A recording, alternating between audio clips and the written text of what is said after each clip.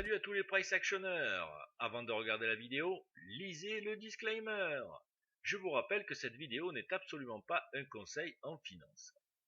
Alors, notre CAC 40 pour ce début de semaine. Alors, nous avons eu un beau repli vendredi, un beau pullback bullish. Là, nous arrivons dans la zone ultime des 61,8. Donc au-dessus des 80 voire 600, là on repasserait bullish et on validerait pour moi le double bottom que l'on a créé à ce niveau-là. En une heure, donc on a très bien corrigé cette leg de baisse ici.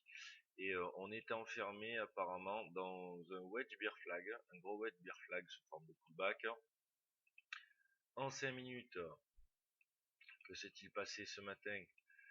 Pas grand chose si ce n'est donc un petit gap d'ouverture, un opening range entre 540 et 556. Il a été breaké et presque atteint assez rapidement. On était malgré tout bullish et sur un setup de 20 moving average dont le H1 était ici, le H2 était là, une belle entrée potentielle pour aller rechercher au moins les previous stop. Là, pour les bullish, donc il nous faudrait un breakout franc de cet overshoot de partir à la hausse, sachant qu'on aurait un objectif, un premier palier, je dirais, aux alentours des 576 pour jouer l'oscillation au sein de la wedge. Et si on voit les choses de façon horizontale, il n'y a pas grand chose qui peut nous arrêter jusqu'à 600. Donc à voir pour une tenue swing ou pas. Pour les bearish, pourquoi pas un passage et une invalidation de notre setup de 20 moving ici, en passant sur les 526, voire, comme d'habitude, un short en anticipation, mais alors là c'est vraiment avec 6 points de stop quoi, hein. Voilà, il faut pas qu'on passe au-dessus de cette mèche, ici, pour jouer donc l'arrêt buffet du 20 moving et l'oscillation ranging, sachant que malgré tout en une heure, on a formé un beau doji, on est parti sur le bas, là on essaye de le remplir encore sur le haut, il nous reste 16 minutes, on a les annonces à 9h50 au niveau de l'industrie Allemagne-France. Voilà pour la situation, on va laisser se former un petit peu les cours, et voilà pour les opportunités. Donc sur break, achat au-dessus, et pourquoi pas un short potentiel déjà d'entrée maintenant. Alors nouvelle phase de trading. Là on peut s'apercevoir que au niveau du break du haut de la wedge, nous formons une zone de ranging avec une petite micro wedge bear flag.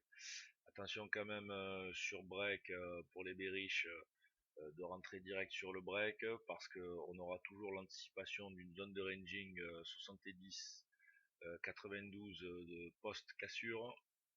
En une heure on a validé le break ici pour l'instant. Voilà, à la hausse. Par contre, on peut très bien se positionner sur un break de la wedge, sachant que, attention, on peut toujours avoir donc une anticipation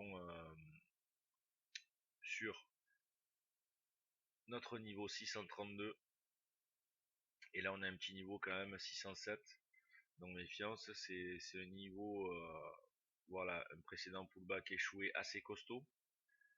Donc faudra peut-être rentrer scalp, je dirais, sur break du haut de la wedge. Là on a 3 overshoots, donc les 3 overshoots créent une ligne tendance. Il s'agit d'attendre le break de ces overshoots avant de pouvoir se dire je rentre bullish pour atteindre le major move de ma second leg. Et pour une invalidation donc du break, bien sûr, toujours notre 569 avec une belle bière de break, et sur pullback. Sinon dans cette zone, attention, c'est du ranging, notamment à la baisse. Notre CAC 40 fin de matinée, début d'après-midi.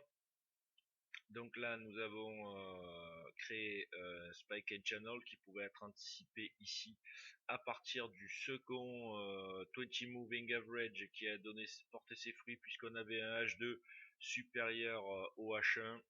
C'était aussi une belle entrée potentielle pour les traders sous forme scalp au départ avec un stop sous le setup.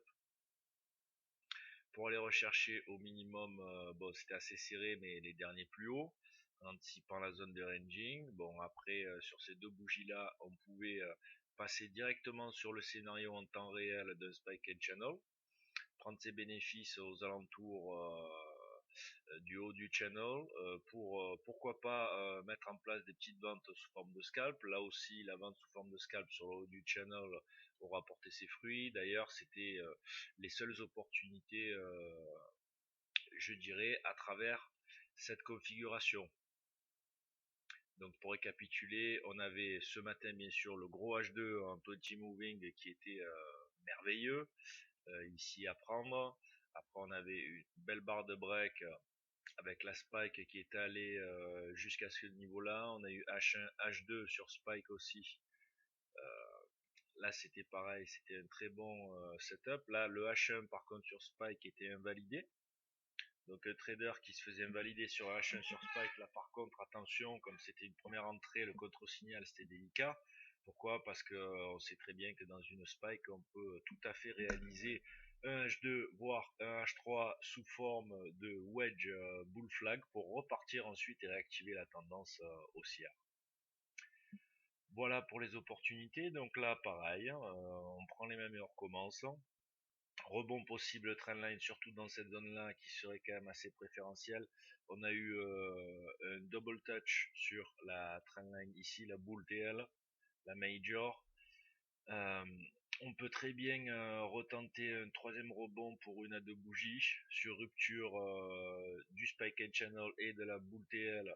Attention, donc on attendra une tentative d'aller rechercher les plus hauts et un reversal dessus. Sachant qu'on aura déjà un premier objectif déclenché sur le break. Attention, je dis bien déclenché, mais pas en atteinte immédiate, qui sera sur ce niveau-là, c'est-à-dire à 570. Voilà pour les opportunités. On a toujours aussi méfiance, le major move de la spike ici à aller tester à 633. Donc ça aussi méfiance après le spike and channel, on peut très bien avoir une zone de ranging, une belle zone de ranging ici avant de repartir sur les 632. Donc méfiance par rapport à ça aussi. Donc pour les bearish c'est pas encore joué, peu d'opportunités mis à part sur pullback ou sortie d'un éventuel range ici. Et pour les bullish par contre, bien on aurait pourquoi pas une entrée ici sur cette barre là de suivi sur la reprise moyenne mobile. On aurait peut-être pas le break du spike and channel, ou alors si vous êtes en trade pourquoi pas un renfort pour aller chercher 5 à 6 barres et un major move. Et sinon en une heure on aurait un repli sain pourquoi pas sur la moyenne mobile, voire surtout en 15 minutes avec un 20 moving 15 minutes qui serait de bon augure pour repartir chercher notre major.